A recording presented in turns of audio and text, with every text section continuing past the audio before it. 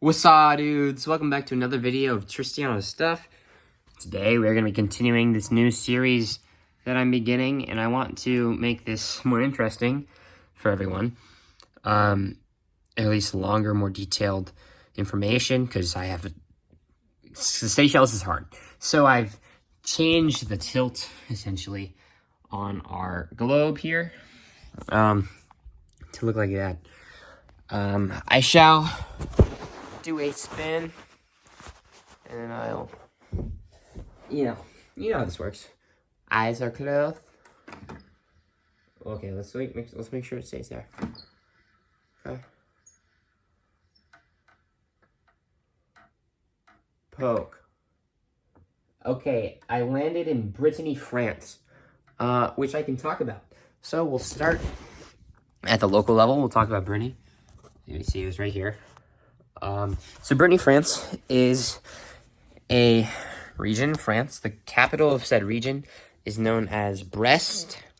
There's another Brest in Europe. It's in Belarus, not the capital of Belarus, but definitely in Belarus. So there's that for you. But Brittany is a pretty interesting region in France, which cannot be said for all regions in France. Other regions in France that I'd say are interesting: Corsica, and well, that's really it. I guess you could argue anything in southern France. I also like Ronde-Alpes or Alpes. I don't speak French, but that's just because of the physical geography. But when we're talking about the cultures and the political geography of these places, Brittany, Corsica, and arguably anywhere in southern France, because of the difference in language. Brittany's difference, if you think of the name, it's like, why does that sound like Britain? Well, it's because of the people who live there.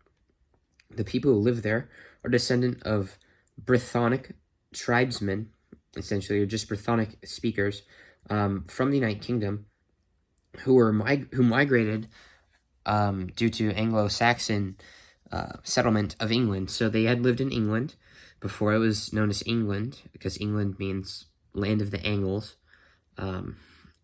which is the ethnic group that is now the English, right? The Angles. And since the Angles had moved there, all right, they had displaced the people who lived there, and some of them left to Brittany, others left to Scotland, or to Wales, or to Cornwall, which we would also consider part of England today, but had historically been a separate thing, or even Ireland. Some left to Ireland, but only one left the British Isles and went to Brittany. So that's where it gets its name. The language is a Celtic language, as all of those other languages are, like Welsh and Cornish and Irish and Scottish.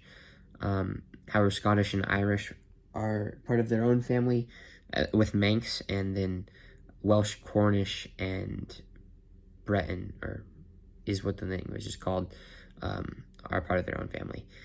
So there's your Brittany knowledge. Now we'll talk about France in general, and I want to preface with something interesting about France that actually relates to its relations with Brittany too, and some of those other interesting provinces. They have a quite restrictive language rule, or I should say a very French one. So it's trying to suppress minority languages and promote the French language. This is something that France is known for, and I've talked about this in one of my videos before, but quite a negative thing, and that's why you see some anti-French sentiment, and definitely these communities surrounding themselves with their language and their culture, because the French try very hard to suppress it in favor of a unified French culture. But yes, so France as a whole, capital is Paris, which is not too far from Brittany. They're both in the northern half of France. It's got a population around 60 million, roughly. I don't know the exact on that.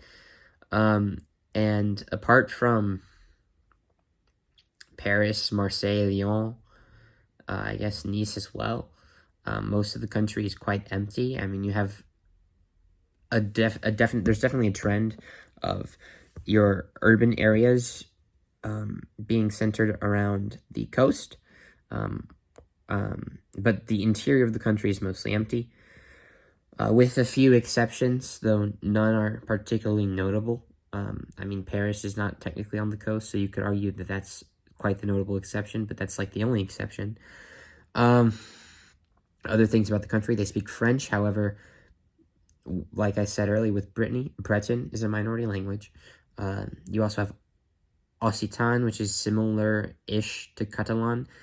And you have Corsican, which is spoken on the island of Corsica. So we'll go into more depth about Occitan, I believe, because it's interesting. It's actually part of the family that French is, normal French, same Romance, like breakaway from the Romance family, because it breaks into a bunch of different sections, as do most language families. But the difference between them, French is known as a langue de U, or ul. I, once again, don't speak French, especially middle or early French, so can't really get it. But it's spelled like oil in English, so O-I-L. And southern France, the language developed there, now known as Occitan or Occitan, they were called the langue d'oc, or the langue d'oc is what it was known as, because of the word for yes. So you're like, ew, what? That's not yes in French. Well, it evolved into oui pretty easily, over the 1,200 years that it had to evolve. Whereas Occitan, it is still ok today, and the pronunciation on the C there, that's OC, is similar to that of Latin, which is kind of a coincidence, I believe. But yes, linguistically speaking, the langue d'Occitan is more similar to Spanish, or Catalan especially, than you see with French, though it is very similar to French as well. And still suppressed. I mean, most people in Marseille would not be speaking Occitan, they would be speaking French. Another interesting fact about southern France, or I guess technically it's not, it's about Monaco. But the population of Monaco doubles during the day due to the people who come in to work in the city. It attracts a lot of workers from metropolitan Nice, which is a city in southeastern France. But yeah, there's your video knowledge.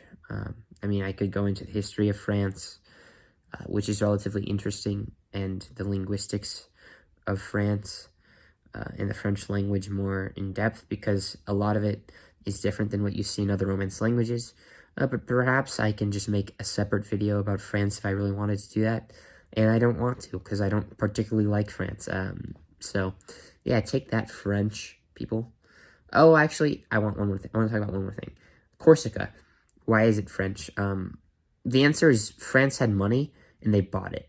Napoleon Bonaparte, we think of him as a French nationalist big figure, but he was actually born in Corsica. And it's kind of sad, but also a little funny. People in France made fun of him, excessively, because of his accent. It's probably one of the greater barriers to his career success, was that he spoke funny French. And I mean, he actually spoke the language French, but his accent was the issue. I'm not sure if he spoke Corsican, but it's very possible. But yes, Corsica had previously been part of Savoy, which controlled Genoa, all of Liguria, modern Liguria now, and then Corsica, and then also parts of, I believe it's Lombardy is the province, but northern Italy, essentially, until it was sold to the French. But yeah, France, it be Francing.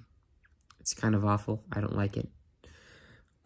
It needs to be broken up into a bunch of different countries. I would argue that 4 countries could or should exist in what is modern-day France, and that'd be Corsica, Brittany, Occitania, I suppose you could call it, where the Occitan speakers are.